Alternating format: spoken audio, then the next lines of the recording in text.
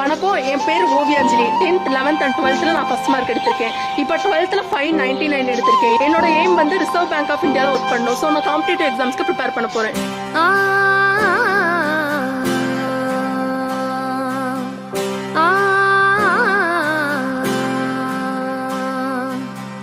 மண்ணிலே ஈரமுண்டு,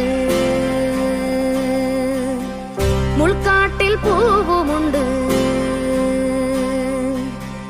நம்பினால் நாளை உண்டு. பொதுவாகவே காம்படிட்டிவ் எக்ஸாம்ஸ்லாம் எல்லாருமே என்ன சொல்லுவாங்கன்னா, அதில் மேக்ஸிமம் ஒரு டாப் 1% தான் போக முடியும், மற்றவங்க எல்லாருமே ஃபெயிலியர் தான் ஆவாங்க, எதுக்கு தேவையெல்லாம் போகணுன்னு தான் கேட்பாங்க.